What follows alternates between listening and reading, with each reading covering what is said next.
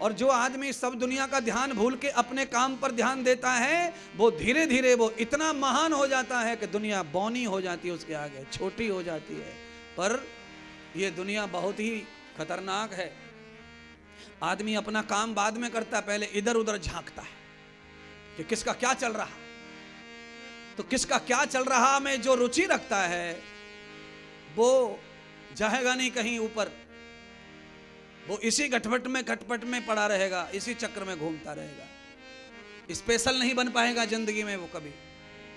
कीड़े मकोड़े सब एक साथ चलते हैं, कोई फर्क नहीं पड़ता। चींटियों का झुंड एक साथ चलता, कोई फर्क नहीं पड़ता। अलग दिखना चाहिए सब में से अलग, और अलग दिखने के लिए तभी होगा जब आप अपने उद्देश्य के लिए दुनिया को भूल जाओ। महाभारत की कथा याद आई है, वो सुनाता हूं।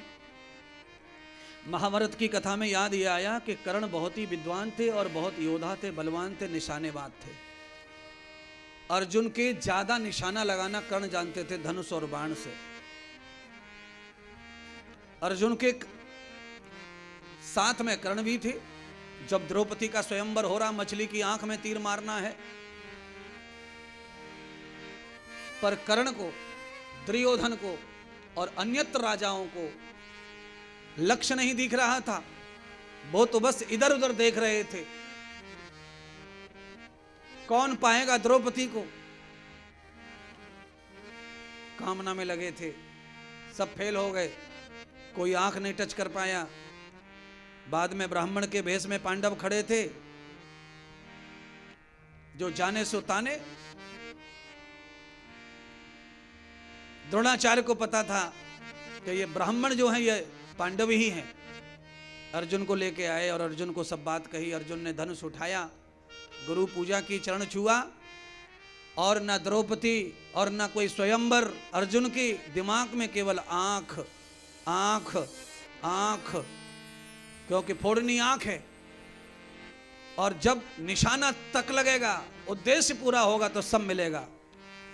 और उद्देश्य के लिए आदमी जब एकचित्त नहीं होता है तो उद्देश्य कभी पूरा नहीं होता है और वो बिगड़ता है सब कुछ।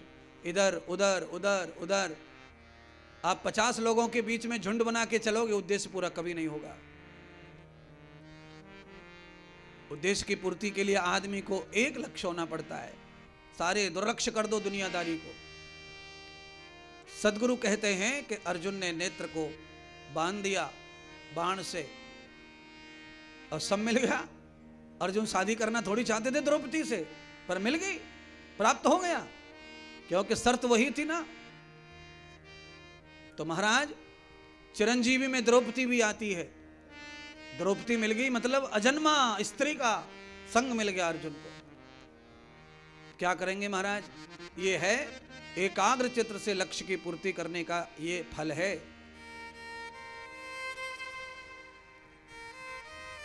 तीन दिन हो गए नारद जी को, दोनों टाइम तीनों धाम जाते हैं, वैकुंठ, कैलाश, ब्रह्मलोक, प्रणाम करने के लिए अपने माता पिताओं को।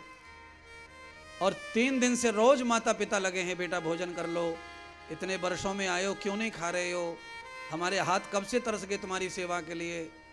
नारद हैं, वो क्यों नहीं सेवा करना चाहेगा? कोई, सब चाहेंगे सेवा करना। नारद जैसे महान व्यक्ति की सेवा करने का भाग्य किसको मिलता है? नारद जैसे भजनानंदी, नारद जैसे तपस्वी, नारद जैसे सेवा भावी महात्मा का सेवा करने के लिए ब्रह्मा विष्णु की अर्धांगिनियां भी तरस रही हैं। पर नारद जी उस पतिव्रता नारी का प्रसाद खाए तो सब भूल गए। तो लक्ष्मी माता ने कहा, पूछना पड़ेगा नारद क्यों नहीं खा रहा। तो लक्ष्मी माता ने तीनों देवियों को इकट्ठा कर लिया और नारद को पकड़ के पूछा, भाई क्यों नहीं खा रहे, बताओ तो सही। तो कहा, माँ तीनों सुन लो, मैं इसलिए नहीं खा रहा हूं कि मुझे जब से ये प्रसाद मिला है धरती लोक पर, अनसुईया पतिव्रता नारी का, तब से मेरी जीवा का स्वाद ऐसा हो गया है कि इसके सिवाय दुनिया में कोई भी पदार्थ मुझे अच्छा नहीं लग रहा है जीभ पर। हा हा हा हा। यहाँ थोड़ा और कमाल, थोड़ा और कमाल क्या है, यहाँ पर आपको इस तरह और सोच लीजिए इस कथा को, जो अपने थाली में रखे हुए सूखी रोटी और चटनी को भी भगवान का प्रसाद मानकर खाता है, उसको 56 भोग में जो आनंद नहीं आएगा वो सूखी रोटी में आएगा। पर प्रसाद का सम्मान। सरकाओ, सूखी रोटी भगवान के सामने थाली में रखो, 5 मिनट भगवान के सामने रखे रहने दो, थाली को खींच लो और बाद में वही रोटी तुम खाओ। मलाई, घी, रबड़ी, मक्खन कुछ नहीं लगाना पड़ेगा। 1000 गुनी ज्यादा श्रद्धा हो जाएगी तुम्हारी रोटी में और रोटी रस से भर जाएगी। इसलिए भोग को भोग नहीं, भोग को प्रसाद बना लो। और जब भोग प्रसाद बन जाता है तो ऋषि क्या, महर्षि क्या, मुनि क्या, संत महंत क्या, सभी उसके गीत गाते हैं। अंत तो गत्वा नारद ने कहा, देवी वो पतिव्रता नारी है धरती लोक पर, उसके भोजन के लिए सारे संत तरसते हैं। वहां मान पान बहुत है उसका। लक्ष्मी को चिढ़ आ गई महाराज। लक्ष्मी चिढ़ गई तो लक्ष्मी ने सोचा, पार्वती को कहा, सरस्वती को कहा, अरे धरती लोक पर हमारा नाम निशान मिट रहा है, हमारा सम्मान जा रहा है उस स्त्री की वजह से, तो क्या करना चाहिए? तो कहा उस स्त्री का तप जप नष्ट करवा देना चाहिए। यहां पर आ गई मान सम्मान की बात। एक महिला अपने कर्म के कारण सम्मान को प्राप्त कर रही है और ये 3 महिलाएं ऐसी हैं जिनको सम्मान प्राप्त है ऑलरेडी, स्थान के कारण, गद्दी के कारण।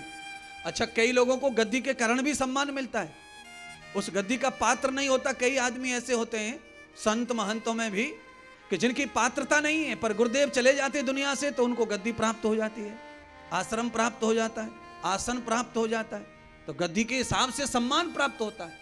और कई लोग ऐसे हैं जो गद्दी के भूखे नहीं हैं, अपने कर्म से ही सम्मान की, प्रतिष्ठा की बराबरी कर लेते हैं, बढ़ोतरी कर लेते हैं।